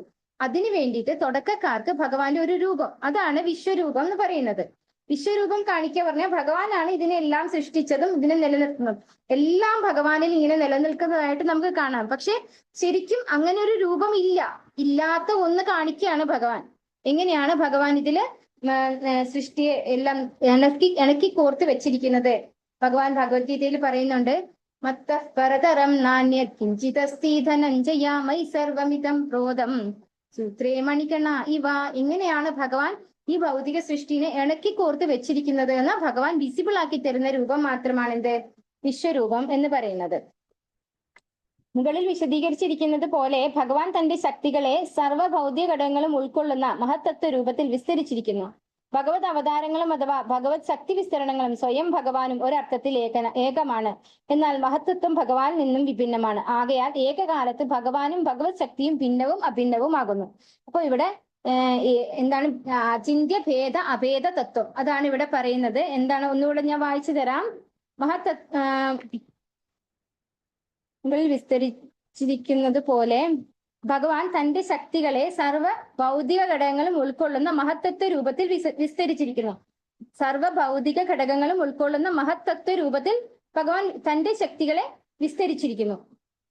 പിന്നെയോ ഭഗവത് അവതാരങ്ങളും അഥവാ ഭഗവത് ശക്തി വിസ്തരണങ്ങളും സ്വയം ഭഗവാനും ഒരർത്ഥത്തിൽ ഏകമാണ്. അതായത് ഭഗവാനും ഭഗവാന്റെ ശക്തി വിസ്തരണങ്ങളും ഭഗവാന്റെ അവതാരങ്ങളും ഒരർത്ഥത്തിൽ ഏകമാണ്. എന്നാൽ മഹത്തത്വം ഭഗവാനിൽ നിന്നും വിഭിന്നമാണ്. അപ്പോ എന്താണ് മനസ്സിലാവുന്നുണ്ടോ എല്ലാവർക്കും? ഭഗവാന്റെ ശക്തിയാണ് എന്ത്? മഹത്തത്വം അല്ലെ. ഭൗതിക ഘടകങ്ങളും ശക്തിയും ഒക്കെ ഉൾക്കൊള്ളുന്നതാണ് മഹത്തത്വം എന്ന് പറയുന്നത്. പിന്നെയോ ഭഗവാന്റെ അവതാരങ്ങളും ഭഗവാന്റെ ശക്തി വിസ്തരണങ്ങളും ഭഗവാനും ഒരർത്ഥത്തിൽ ഒന്നാണ്. എന്നാൽ മഹത്വത്വം ഭഗവാനിൽ നിന്നും വേറെയാണ്. ഇതാണ് അചിന്ത്യ ഭേദ അഭേദ തത്വം എന്ന് പറയുന്നത്. അപ്രകാരം വിരാട് രൂപ തത്വം വിശേഷിച്ചും നിർവ്യക്തിക അഥവാ അമൂർത്തവാദികൾക്ക് അഭിന്നമാകുന്നു. ഭഗവാന്റെ ഈ അനശ്വര സ്വരൂപം മഹത്തത്വ സൃഷ്ടിക്ക് മുമ്പ് തന്നെ നിലനിന്നിരുന്നു. മാത്രവുമല്ല ഭഗവാന്റെ അനശ്വര രൂപം ആത്മീയ സമതുല്യ ശ്രേഷ്ഠം അഥവാ ഭൗതിക പ്രകൃതിക്ക് അതീതമെന്ന് ഇവിടെ ഊന്നി പറയുന്നു. അപ്പൊ ഭഗവാന്റെ ഈ വിശ്വരൂപം എന്താണ്? ഭൗതിക പ്രകൃതിക്ക് അതീതമാണ്. അതുപോലെ മഹത്തത്വത്തിന്റെ സൃഷ്ടിക്ക് മുൻപേ നിലനിന്നിട്ടുള്ളതാണ് ഭഗവാന്റെ രൂപം. അല്ലാണ്ട് ഭൗതിക സൃഷ്ടി വന്നതിന് ശേഷം കാണുന്ന രൂപമല്ല. അതാണ് ഈ ഒരു ശ്ലോകത്തില് നമുക്ക് പറഞ്ഞു തരുന്നത്. വിശ്വരൂപത്തെ കുറിച്ചാണ് പറഞ്ഞു തരുന്നത്. ഇനി ഇവിടെ 5-ാമത്തെ ശ്ലോകേ പറഞ്ഞിട്ടുള്ളൂ. നമുക്ക് 4-ാമത്തെ ശ്ലോകം നോക്കാം. പശ്യന്തോ രൂപമദഭ്രചക്ഷുഷാ സഹസ്രപാദോരുഭുജാന നാദ്ഭുതം സഹസ്രമൂർധശ്രവണാക്ഷി നാസികം സഹസ്രമൗല്യം പരകുണ്ടലോല്ലസൻ. വർത്തനം ഭാവാർത്ഥം എസി ഭക്തി വേദാന്ത സ്വാമി ശ്രീല പ്രഭുപാദ് കി ജയ്. ഭക്തന്മാർ പൂർണ്ണതയുള്ള കുറ്റമറ്റ നേത്രങ്ങളാൽ സഹസ്ര ഊരുക്കളും പാദങ്ങളും ഹസ്തങ്ങളും വദനങ്ങളുമുള്ള സർവാതിശായവും അസാധാരണവുമായ പുരുഷാവതാരത്തിന്റെ അതീന്ദ്ര രൂപം ദർശിക്കുന്ന ആ സാമാന്യാതീത രൂപത്തിൽ സഹസ്ര ശിരസ്സുകളും കർണങ്ങളും നേത്രങ്ങളും നാസികകളും ഉണ്ട്. അവയെല്ലാം സഹസ്ര കിരീടങ്ങളാലും തേജസ്സുറ്റ കുണ്ടലങ്ങളാലും പൂമാലകളാലും സമ്പൂജ്യമായി അലങ്കരിച്ചിരിക്കുന്നു. ഇവിടെ നമ്മൾ അർജുനൻ വിശ്വരൂപ ദർശന യോഗ അതായത് വിശ്വരൂപ ദർശന യോഗത്തില് ഭഗവാനിൽ എന്തൊക്കെ കാണുന്നു എന്ന് പറയുന്നുണ്ട് അല്ലെ. ഭഗവാന്റെ ആ വിശ്വരൂപം കാണിക്കുമ്പോൾ എന്ത് പറയുന്നു? സഹസ്ര ശിരസ്സുകൾ, കർണങ്ങൾ, നേത്രങ്ങൾ, നാസികൾ, ഇതൊക്കെ ഭഗവാൻ ഉണ്ടല്ലേ. അതുപോലെ ഭഗവാൻ തേജസ്സുറ്റ കുണ്ടലങ്ങളാലും പൂമാലകളാലും അലങ്കരിച്ചിരിക്കുന്നു എന്നുള്ള ആ ഒരു അലങ്കാരമാണ് ഇവിടെ ഈ ഒരു ശ്ലോകത്തിൽ എക്സ്പ്ലെയിൻ ചെയ്തിരിക്കുന്നത്.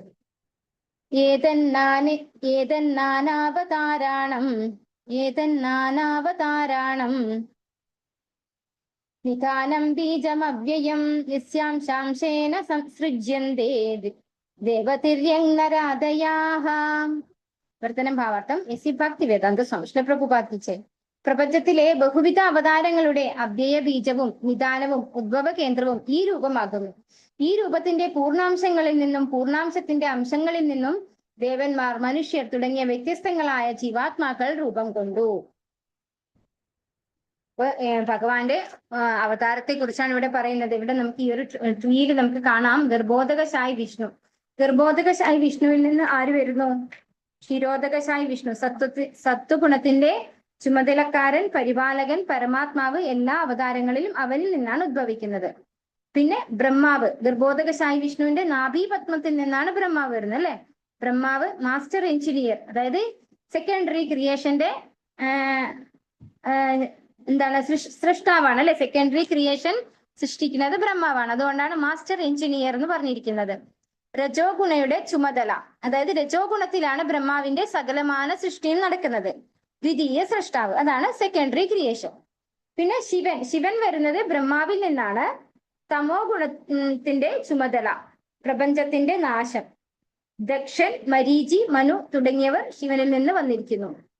അപ്പോ ശിവൻ എന്ന് പറയുന്നത് തമോ ഗുണത്തിന്റെ ചുമതലയാണ്. അതുപോലെ ഡിസ്ട്രക്ഷൻ, അതായത് എല്ലാം നശിപ്പിക്കുക എന്നുള്ളതാണ് അദ്ദേഹത്തിന്റെ ഡ്യൂട്ടി.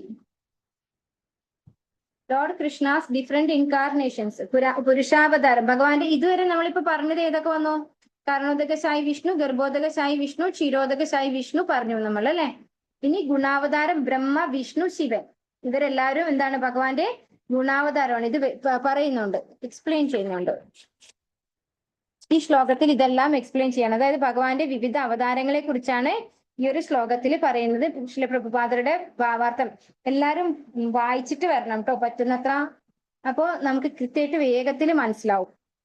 പിന്നെ ലീലാവതാരം, യുഗാവതാരം, ശക്തിയാവേശ അവതാരം, ഇതൊക്കെ നമ്മൾ ഈ ഒരു ശ്ലോകത്തിലാണ് എക്സ്പ്ലെയിൻ ചെയ്യുന്നത്. ഏതൊക്കെയാണ് ഭഗവാന്റെ ഗുണാവതാരം എന്ന് പറയുന്നത്? ബ്രഹ്മ, വിഷ്ണു, ശിവൻ. അതിൽ ബ്രഹ്മാവ് ഏത് ഗുണത്തിലാണ്? രജോ ഗുണത്തിലാണ് അല്ലെ. രജോ ഗുണത്തിലാണ് ബ്രഹ്മാവ് സൃഷ്ടി നടത്തുന്നത്. വിഷ്ണു സത്വഗുണത്തിന്റെ അധിപതിയാണ്, സ്ഥിതിയാണ് അദ്ദേഹത്തിന്റെ ഡ്യൂട്ടി. ശിവൻ തമോ ഗുണത്തിന്റെ അധിപതിയാണ്. തമോ ഗുണത്തിലാണ് അദ്ദേഹം ചെയ്യുന്നത് എന്താണ്? ഡിസ്ട്രക്ഷൻ ആണ് അല്ലെ, എല്ലാം നശിപ്പിക്കുക, സംഹാരമൂർത്തിയാണ് ശിവൻ. രുദ്രൻ എന്നും പറയും. ഇനി ഭഗവാന്റെ ലീലാവതാരങ്ങൾ: മത്സ്യം, കൂർമ്മം, വരാഹം, രാമൻ, നരസിംഹം, വാമനൻ, ഇതൊക്കെ ഭഗവാന്റെ ലീലാവതാരങ്ങളാണ്. യുഗാവതാരം കളർ പറയുന്നുണ്ട്. യുഗാവതാരത്തില് ഓരോ കളറിലാണ് ഭഗവാൻ വരുന്നത്. സത്യയുഗത്തില് വെളുപ്പ് നിറത്തിലാണ് നരസിംഹ ഭഗവാനായിട്ട് വന്നു. ത്രേതായുഗത്തില് ചുവന്ന നിറത്തിലാണ് ഭഗവാൻ രാമചന്ദ്രൻ. ദ്വാപര യുഗത്തില് കറുപ്പ് നിറത്തില് ഭഗവാൻ ശ്രീകൃഷ്ണനായിട്ട് വന്നു. കലിയുഗത്തില് മഞ്ഞ നിറത്തില് ഭഗവാൻ ചൈതന്യ മഹാപ്രഭുവായിട്ട് വന്നു എന്നാണ് പറയുന്നത്. അതുപോലെ കലിയുഗത്തില് കൽക്കി അവതാരം ഉണ്ട്. ഇനി മന്വന്തര അവതാരം. മന്വന്തരവും അവതാരവും ആരാണ്? ഭഗവാന്റെ തന്നെ അവതാരമാണ്. സ്വയംഭുവ മനു, സ്വരോജിഷ മനു, വൈവസ്വത മനു, അതുപോലെ കുറെ മനു ഉണ്ട്. ഇതൊക്കെ നമ്മൾ ഇവിടെ പുസ്തകത്തിൽ എക്സ്പ്ലെയിൻ ചെയ്യുന്നുണ്ട്.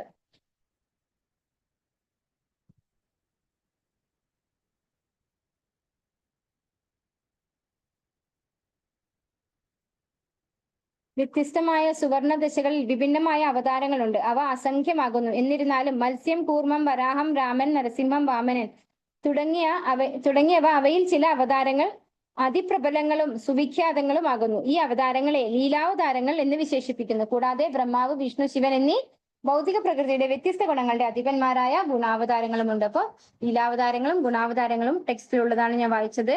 പിന്നെ മന്വന്തര അവതാരം ഈ പ്രപഞ്ചത്തിൽ സുവ്യാഖ്യാതമായ മനുക്കൾ താഴെ പ്രതിപാദിക്കുന്നവയാണ്. യജ്ഞൻ സ്വയംഭുവ മനു എന്നും, വിഭു സ്വരോജിഷ മനു എന്നും, സത്യസേനൻ ഉത്തമ മനു എന്നും, ഹരി താമസ മനു എന്നും, വൈകുണ്ഠൻ രൈവത മനു എന്നും, അജിതൻ ചാക്ഷുഷ മനു എന്നും, വാമനൻ വൈവസ്വത മനു എന്നും, വർത്തമാന യുഗം വൈവസ്വത മനുവിന്റെ കീഴിലാണ്. സാർവഭൗമൻ സാർവണി മനു എന്നും, ഋഷഭൻ ദക്ഷ സർവാണി മനു എന്നും, വിശ്വക്സേനൻ ബ്രഹ്മസർവാണി മനു എന്നും, ധർമ്മസേതു ധർമ്മസർവാണി മനു എന്നും, സുധാമൻ രുദ്രസർവാണി മനു എന്നും, യോഗേശ്വരൻ ദേവസർവാണി മനു എന്നും, ബൃഹത് ഭാനു ഇന്ദ്രസർവാണി മനു എന്നും അറിയപ്പെടുന്നു. അപ്പൊ എല്ലാ മനുക്കളുടെയും ഡീറ്റെയിൽസ് പറഞ്ഞിട്ടുണ്ട്. ഇവിടെ പറയുന്ന 3 മനു മാത്രമല്ല, എല്ലാ മനുവിന്റെ പേരും ഉണ്ട്. അപ്പൊ മനുവിന്റെ എണ്ണവും ഇവിടെ പറഞ്ഞിട്ടുണ്ട്. എത്ര മനു വേണം? ഒരു ബ്രഹ്മവർഷത്തില് 5040 മനുക്കൾ ഉണ്ടാകുന്നു എന്നാണ് പറയുന്നത്. ബ്രഹ്മാവിന്റെ ഒരു മാസത്തിൽ 420 മനു. ഇതൊക്കെ കണക്ക് നമ്മള് ടെക്സ്റ്റിൽ വൃത്തിയായിട്ട് കൊടുത്തിട്ടുണ്ട്, പർപ്പോട്ടിൽ തന്നിട്ടുണ്ട്. ഇനി ശക്തിയാവേശ അവതാരം. ഭഗവാന്റെ ശക്തിയാവേശ അവതാരമാണ് ആര്? 4 കുമാരന്മാര്, നാരദൻ, ഋതു മഹാരാജാവ്. ഇവരൊക്കെ ശക്തിയാവേശ അവതാരമാണ്. അടുത്ത ശ്ലോകത്തിലേക്ക് കടക്കാം.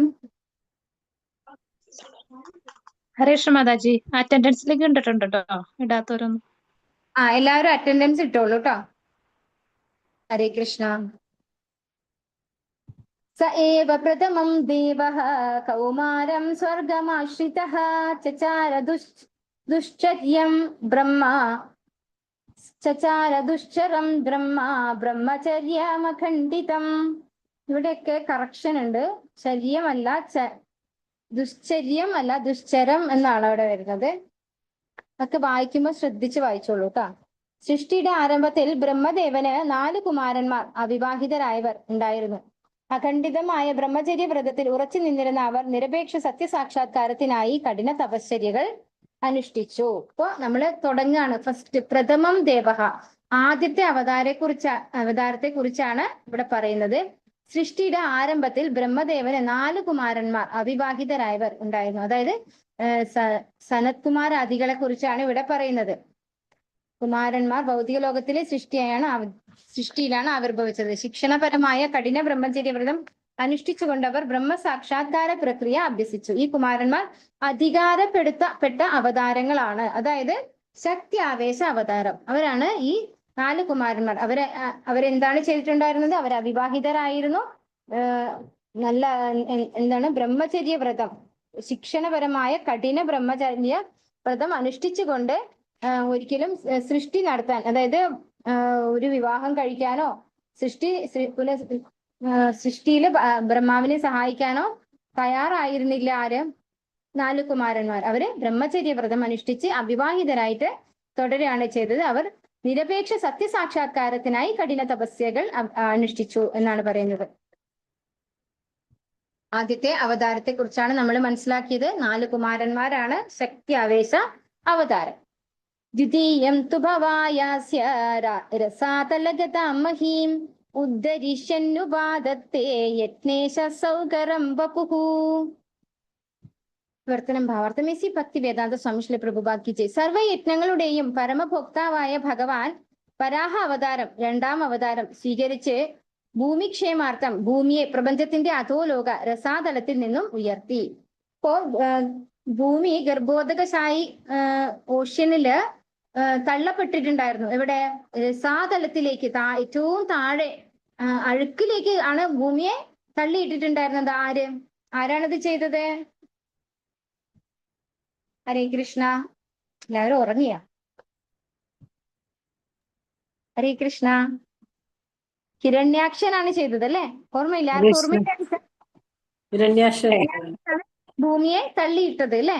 ഭൂമിയെ ഗർഭോദക ഓഷ്യനിലേക്ക് തള്ളിയിട്ട് ഏറ്റവും താഴെ അഴുക്കിലാണ് ഭൂമി കിടക്കുന്നുണ്ടായത്. അപ്പൊ ആ അഴുക്കിൽ നിന്ന് ഭൂമിയെ ഉദ്ധരിക്കാൻ വേണ്ടി, എടുത്തു കൊണ്ടുവരാൻ വേണ്ടി ഭഗവാൻ ഏത് രൂപത്തില് സെക്കൻഡായിട്ട് 2ാമതായിട്ടുള്ള അവതാരം എടുത്തു? പന്നി രൂപത്തില്. അതായത് സൂകരം അല്ലെ, സുകര രൂപത്തിലാണ് ഭഗവാൻ അവതരിച്ചത്. അപ്പൊ ഈ അവതാരം അതായത് ഒരു പന്നിയുടെ രൂപത്തിലാണെങ്കിൽ, നമ്മൾ പന്നി എന്ന് പറഞ്ഞു കഴിഞ്ഞാൽ ഏറ്റവും താഴ്ന്ന വർഗത്തിൽപ്പെട്ട ഒരു മൃഗമായിട്ട് കാണുന്നു അല്ലെ. പക്ഷെ ഭഗവാൻ പന്നിയുടെ രൂപം എടുക്കുമ്പോഴും ഭഗവാൻ ആരാണ്? ഭഗവാൻ അമലമാണ്, പരമപരിശുദ്ധനാണ്, പരമപവിത്രനാണ് അല്ലെ. പർപ്പോട്ട്, ചെറിയ പർപ്പോട്ടാണ് അത്, ഒന്ന് വായിക്കാം. പരമദിവ്യോത്തമ പുരുഷന്റെ ഓരോ അവതാരവും നിർവഹിച്ച വിശേഷ കർമ്മവും വിശദീകരിച്ചിരിക്കുന്നു എന്ന സൂചനയാണിത്. സവിശേഷമായ കർമ്മമില്ലാത്ത യാതൊരു അവതാരവും ഇല്ല. ഭഗവത് ലീലകൾ സദാ അസാധാരണവും സർവാതിശായിയുമാകുന്നു. ഏതൊരു ജീവസത്തയ്ക്കും നിർവഹിക്കാൻ അസാധ്യമായവയാണത്. അശുദ്ധ വിഷയങ്ങളുടെ അതിശക്ത തലങ്ങളിൽ നിന്നും പൃഥ്വിയെ വീണ്ടെടുക്കാൻ പരമദിവ്യോത്തമ പുരുഷനെ അവതാരം എടുക്കേണ്ടി വന്നു. അശുദ്ധമായ സ്ഥലത്ത് നിന്ന് എന്തെങ്കിലും എടുക്കാൻ വരാഹത്തിന് കഴിയുന്നു. സർവശക്തനായ പരമദിവ്യോത്തമ പുരുഷൻ ഈ അദ്ഭുതത്തെ അത്തരം അശുദ്ധ സ്ഥലത്ത് ഭൂമിയെ ഒളിപ്പിച്ച അസുരന്മാർക്ക് കാട്ടിക്കൊടുത്തു. പരമദിവ്യോത്തമ പുരുഷന് അസാധ്യമായിട്ടൊന്നുമില്ല. വരാഹമായി അദ്ദേഹം ഭഗവാൻ അവതരിച്ചുവെങ്കിലും സദാ അതീന്ദ്രിയ അവസ്ഥയിൽ സ്ഥിതി ചെയ്യുന്ന അദ്ദേഹത്തെ ഭക്തർ ആരാധിക്കുന്നു. അപ്പോ ഭഗവാൻ ഏത് രൂപത്തിൽ വന്നാലും എന്താണ്? അത് അതീന്ദ്രിയമായ രൂപമാണ് ഭഗവാന്റെ അല്ലെ. ഒരിക്കലും പന്നിയുടെ രൂപത്തിൽ വന്നു എന്ന് പറഞ്ഞിട്ട് അത് വിശേഷം കുറഞ്ഞു പോകുന്ന ഒരു അവതാരമല്ല ഭഗവാന്റേത്. അതുകൊണ്ട് തന്നെ ഭഗവാൻ എപ്പോഴും അതീന്ദ്രിയനായതുകൊണ്ട് തന്നെ ഭഗവാന്റെ ഭക്തന്മാർ ഭഗവാനെ ആരാധിക്കുന്നു എന്നാണ് ഇവിടെ പറയുന്നത്. അപ്പൊ ഏറ്റവും താഴ്ന്ന തലത്തിൽ, ഏറ്റവും മോശമായ സ്ഥലത്ത് ചെന്ന് ഭൂമിയെ എടുക്കേണ്ടത് കൊണ്ടാണ് ഭഗവാൻ വരാഹ അവതാരത്തിൽ വന്നത്. പക്ഷെ വരാഹ അവതാരത്തിൽ വരുമ്പോഴും ഭഗവാന്റെ അതീന്ദ്രിയ രൂപത്തിലാണ് വന്നിരിക്കുന്നത്. ഭഗവാന്റെ ശരീരത്തിന് ഒരു കോട്ടവും തട്ടുന്നില്ല. തൃതീയം ഋഷി സർഗം വൈ ദേവർഷിത്വമുപേത്യ സഹ തന്ത്രം സാത്വതമാചഷ്ട നൈഷ്കർമ്മ്യം കർമ്മണാം യതഃ. ഋഷിമാരുടെ സഹസ്രവർഷത്തിൽ ദേവന്മാരിൽ ശ്രേഷ്ഠ ഋഷിയായ ദേവർഷി നാരദന്റെ രൂപത്തിൽ ഭഗവാൻ മൂന്നാമത്തെ അവതാരമെടുത്തു. ഭക്തിയുത സേവനത്തെയും നൈഷ്കർമ്മത്തെയും വിശദീകരിക്കുന്ന ദേവതന്ത്രങ്ങളെ അദ്ദേഹം സംഭരിച്ചു. അപ്പോൾ നമ്മൾ ആദ്യത്തെ അവതാരമായിട്ട് ആരെയാ പറഞ്ഞിരിക്കുന്നത്? 4 കുമാരന്മാരെയാണ് പറഞ്ഞിരിക്കുന്നത്. രണ്ടാമത്തെ അവതാരം പറഞ്ഞിരിക്കുന്നത് 7ാമത്തെ ശ്ലോകത്തില് സൂകര രൂപം, ഭഗവാന്റെ സൂകര രൂപത്തെ കുറിച്ചാണ്, വരാഹ അവതാരത്തെ കുറിച്ചാണ് പറഞ്ഞിരിക്കുന്നത്. മൂന്നാമത്തെ അവതാരം ദേവർഷി നാരദനാണ് അല്ലെ.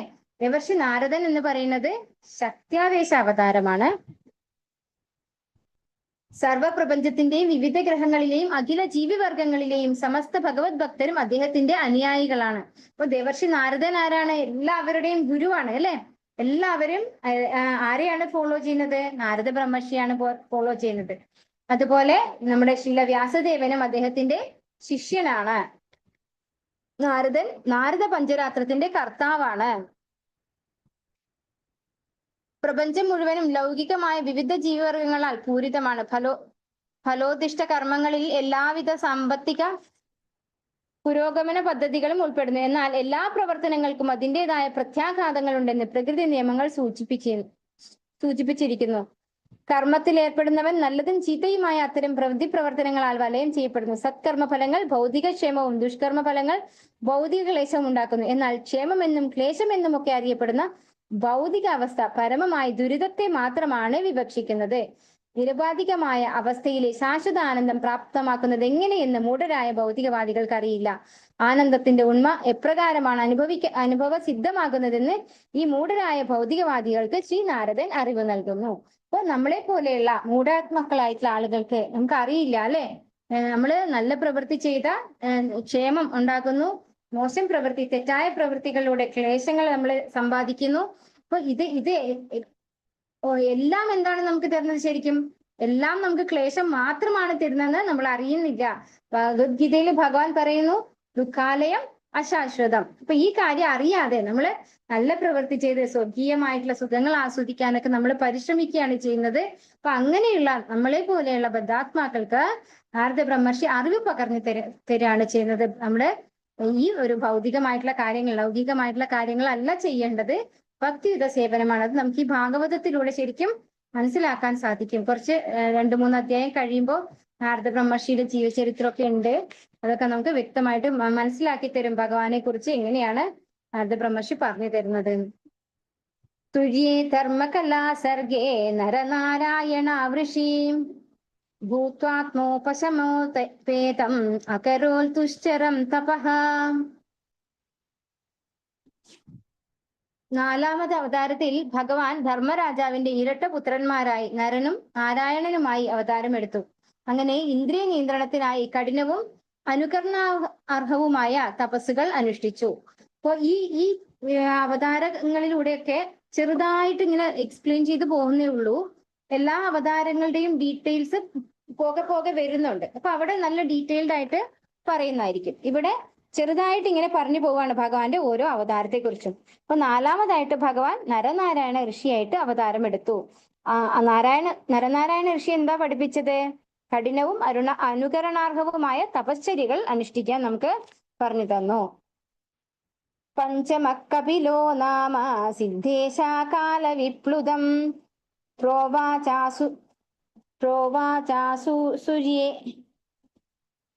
പ്രോവാചാസുര്യേ സാഖ്യം തത്വഗ്രാമാവിനിർണയം. വിവർത്തനം ഭാവാർത്ഥം എസി ഭക്തി വേദാന്ത സ്വാമി ശ്രീല പ്രഭുപാദ് കി ജയ്. കപില ഭഗവാൻ എന്ന നാമധേയത്തോടു കൂടിയ അഞ്ചാം അവതാരം പൂർണ്ണ അഭിജ്ഞരായ ജീവാത്മാക്കളിൽ ഉത്കൃഷ്ടനാകുന്നു.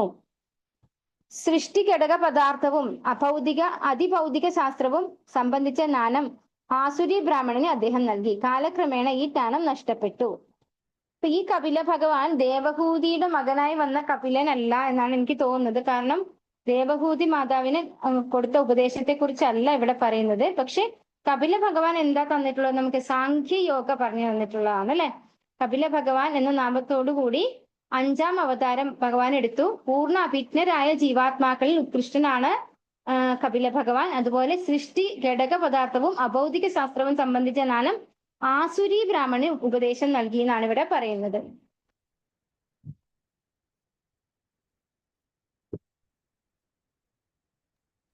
ഹരേ കൃഷ്ണ മാതാജി. ഹരേ കൃഷ്ണ. ഹരേ കൃഷ്ണ മാതാജി. ഞാന് നാട്ടിൽ പോവേ, എയർപോർട്ടിലോട്ട് പോവേ. ലീവ് ആയിക്കോട്ടെ മാതാജി.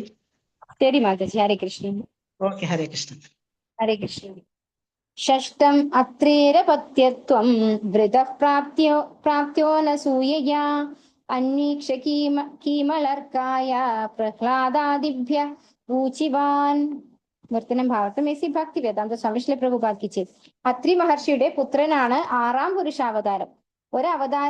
ഒരവതാരത്തിനായി പ്രാർത്ഥിച്ച അനസൂയയുടെ ഗർഭപാത്രത്തിൽ നിന്നും അദ്ദേഹം ജന്മമെടുത്തു. അലർഖനും പ്രഹ്ലാദനും മറ്റുള്ളവർക്കും യദു ഹൈഹയ തുടങ്ങിയവർക്കും അതീന്ദ്രിയ വിഷയങ്ങൾ അദ്ദേഹം അരുളി ചെയ്തു. അപ്പൊ അത്രിയുടെയും അനസൂയയുടെയും പുത്രനായ ഭഗവാൻ അവതരിച്ച അവതാരത്തിന്റെ പേരെന്താണ്? ദത്താത്രേയനായിട്ടാണ് അവതരിച്ചത് അല്ലെ. അത്രി മഹർഷിയുടെയും അനസൂയയുടെയും പുത്രനായിട്ട് ഭഗവാൻ ദത്താത്രേയനായിട്ടാണ് അവതരിച്ചത്. അപ്പൊ അത്രി മഹർഷിയും അനസൂയയും ആരോടാണ് പ്രാർത്ഥിക്കുന്നത്? ബ്രഹ്മ വിഷ്ണു മഹേശ്വരന്മാർ. അവർക്ക് അത്രേ അറിയാവുണ്ടായുള്ളൂ. അപ്പൊ ബ്രഹ്മ വിഷ്ണു മഹേശ്വരന്മാരോട് പറയുകയാണ്. എന്താ പറയുന്നത്? എന്റെ ഈശ്വരന്മാരെ, താങ്കൾ ഏവരും എന്നിൽ പ്രസാദിച്ചുവെങ്കിൽ എന്തെങ്കിലും അനുഗ്രഹങ്ങൾ ഞാൻ നിങ്ങളിൽ നിന്നും ആവശ്യപ്പെടണമെന്ന് നിങ്ങൾ ആഗ്രഹിക്കുന്ന പക്ഷം താങ്കൾ എല്ലാവരും സംയുക്തമായി എന്റെ പുത്രനായി അവതരിക്കണമെന്ന് ഞാൻ പ്രാർത്ഥിക്കുന്നു. അപ്പൊ ബ്രഹ്മ വിഷ്ണു മഹേശ്വരന്മാര് ശരിക്കും എന്താണ്? ഭഗവാന്റെ ഗുണാവതാരങ്ങളാണ് അല്ലെ. ഭഗവാന്റെ തന്നെ അവതാരങ്ങളാണ്. അപ്പൊ അവരെല്ലാവരും സംയുക്തമായിട്ട് എന്റെ മകനായി ജനിക്കണം എന്ന് പ്രാർത്ഥിച്ചതാണ് അത്രി മഹർഷി അല്ലെ. അപ്പൊ അങ്ങനെ ഉണ്ടായിട്ടുള്ളതാണ് ദത്താത്രേയ മുനി.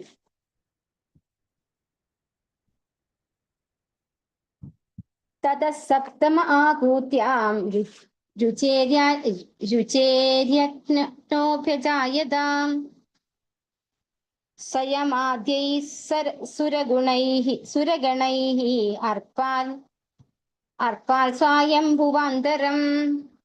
പ്രജാപതി രുചിയുടെയും പത്നി ആകൂതിയുടെയും പുത്രനായ യജ്ഞനാണ് ഏഴാമത്തെ അവതാരം.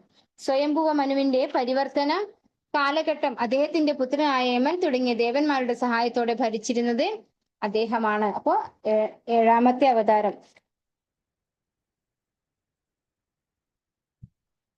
അവതാരം യജ്ഞനാണ്. യജ്ഞൻ ആരുടെ മകനായിട്ടാണ് ജനിച്ചിരിക്കുന്നത്? പ്രജാപതി രുചിയുടെയും പത്നി ആകൂതിയുടെയും മകനായിട്ടാണ് ജനിച്ചത്. യജ്ഞനാണ് ഭഗവാന്റെ ആ അവതാരത്തിന്റെ പേര്. അഷ്ടമേ മേരുദേവ്യാം തൂ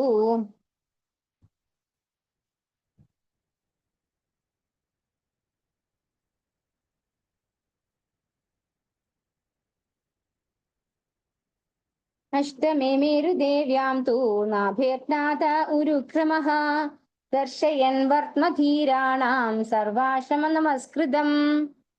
മഹാരാജാവ് നാഭിയുടെയും പത്നി മേരുദേവിയുടെയും പുത്രനായ ഋഷഭരാജാവാണ് 8ാം അവതാരം. ഈ അവതാരത്തിൽ ഭഗവാൻ പരിപൂർണതയുടെ പാത ദൃശ്യമാക്കി തരികയും എല്ലാ വർണ്ണാശ്രമ ഉള്ളവരാലും ആദരിക്കപ്പെടുകയും പൂർണ്ണ ഇന്ദ്രിയ നിയന്ത്രണം സാധ്യമായവരാൽ സ്വീകരിക്കപ്പെടുകയും ചെയ്തു.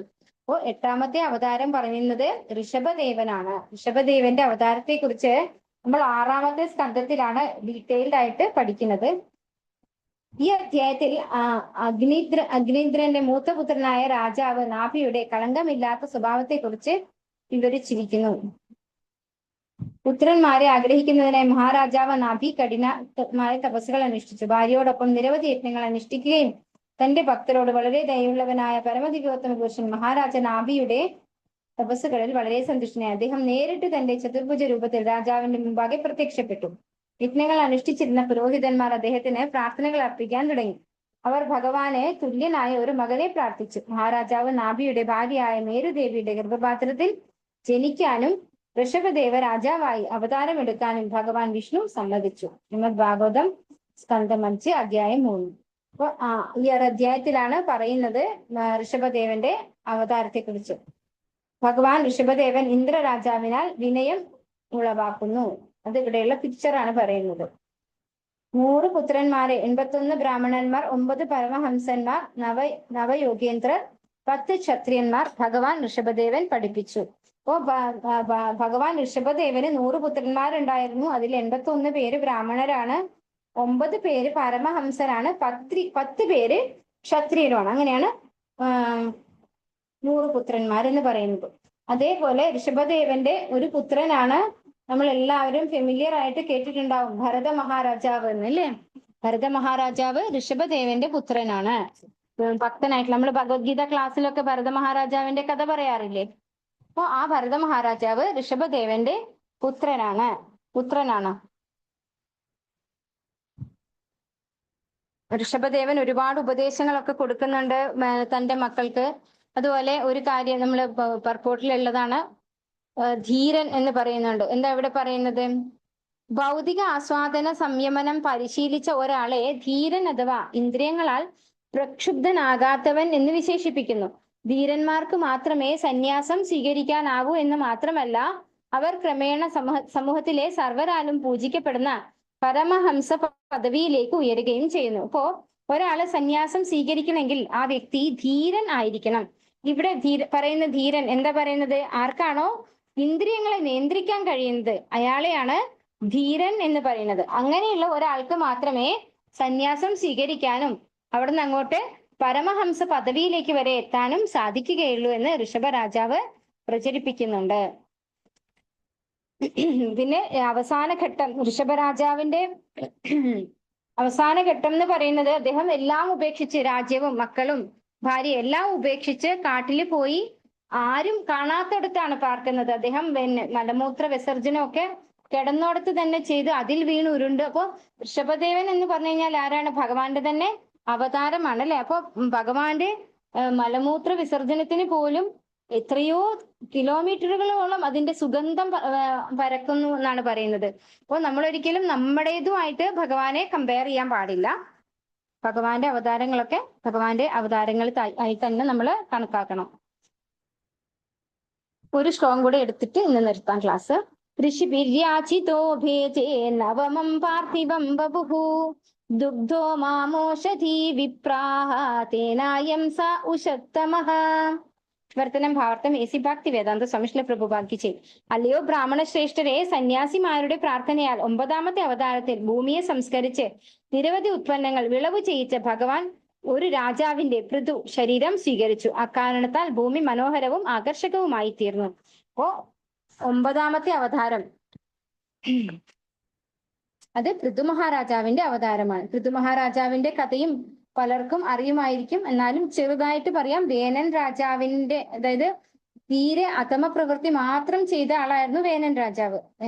എല്ലാ ഓസ്ട്രീറ്റിൽ നിർത്തി എല്ലാ സന്യാസിമാരെയൊക്കെ നശിപ്പിക്കുകയും അങ്ങനെ ഉപദ്രവിക്കുകയും ഒക്കെ ചെയ്ത് മോശം ഭരണം കാഴ്ചവെച്ച ആളായിരുന്നു വേനൻ രാജാവ്. അദ്ദേഹത്തെ ഋഷിമാര് വധിക്കുകയാണ് ചെയ്തത്. അതിനുശേഷം അദ്ദേഹത്തിന്റെ ശരീരം ഒരു എണ്ണത്തോണിയിൽ ഇട്ട് വെച്ച് അദ്ദേഹത്തിന്റെ കൈകളും കാലുകളും ഒക്കെ ഇങ്ങനെ കടഞ്ഞിട്ട് എടുക്കുകയാണ്. അപ്പൊ അങ്ങനെ കൈകൾ കടഞ്ഞെടുത്തപ്പോഴാണ് പൃഥു മഹാരാജാവ് വരുന്നത്. അതായത് ഭഗവാന്റെ തന്നെ ശക്തിയാവേശ അവതാരമാണ് പൃഥു മഹാരാജാവ്. അദ്ദേഹം ഏറ്റവും നല്ല രീതിയിൽ ഭരണം കാഴ്ചവെച്ചിട്ടുള്ള ഒരു രാജാവായിരുന്നു. അദ്ദേഹത്തിന്റെ കഥകളൊക്കെ നമ്മൾ പോകെ പോകെ ഭാഗവതത്തിൽ പഠിക്കുന്നുണ്ട്. ഹരേ കൃഷ്ണ. വാഞ്ചാകൽപതരൂപേശ്ച കൃപാസിന്ധുഭ്യേവ ച പതിതാനാം പാവനേഭ്യോ വൈഷ്ണവേഭ്യോ നമോ നമഃ. അനന്തകോടി വൈഷ്ണവവൃന്ദ की जय, श्रील प्रभुपाद की जय, गुरु महाराज की जय, निताय गौर प्रेमानंदे. हरि हरि बोल. हरे कृष्णा. सर्वं श्री कृष्णार्पणमस्तु. ഹരേ കൃഷ്ണ. പ്രണാമം.